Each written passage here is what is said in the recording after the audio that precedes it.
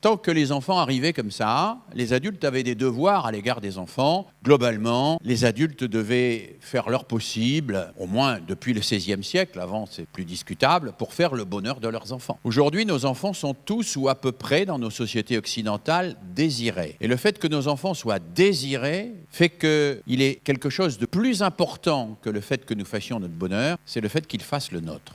Nous désirons nos enfants et ils sont donc l'objet de notre désir. Et quand ils arrivent, ils nous font plaisir puisqu'ils remplissent notre désir d'enfant. Et donc, ça change la configuration familiale parce que ça donne à l'enfant un pouvoir extraordinaire qui est le pouvoir de nous dire mais je ne t'aime plus, ou je ne t'aime pas, ou je t'aime moins. Et à ce moment-là, de détruire en quelque sorte notre projet que nous avions construit avec lui. Ça met l'enfant dans une posture qui est une posture peut-être pas de toute puissance, mais une posture dans laquelle il est capable, parce qu'il est très intuitif, de faire monter en permanence la surenchère parmi les adultes.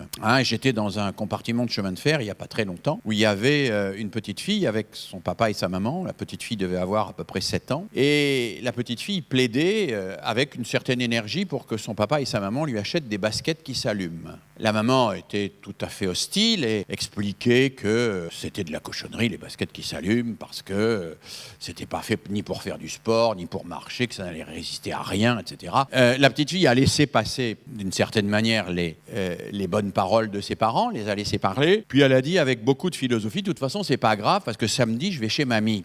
Ce à quoi la maman a répondu, mais il n'est pas question de laisser mamie t'acheter des baskets qui s'allument. Tu as vu, c'est elle qui a acheté ton cartable pour la rentrée. Elle a acheté un truc de toutes les couleurs qui vaut rien, qui est déjà tout cassé. Donc écoute, on ira vendredi t'acheter tes baskets qui s'allument. Alors ça marche très bien. Et l'enfant, il le sait. Alors la situation que je vous dépeins est assez caricaturale, parce que je l'ai résumée en peu de mots, alors que c'était une discussion qui s'est étendue sur plus longtemps. Mais en réalité, beaucoup d'enfants ont perçu qu'ils avaient un très grand pouvoir sur nous. Ils avaient un très grand pouvoir sur nous parce que ce que nous voulons d'abord, c'est qu'ils nous aiment. Et pour obtenir leur amour, on ferait à peu près n'importe quoi. Surtout s'ils nous mettent en concurrence avec d'autres.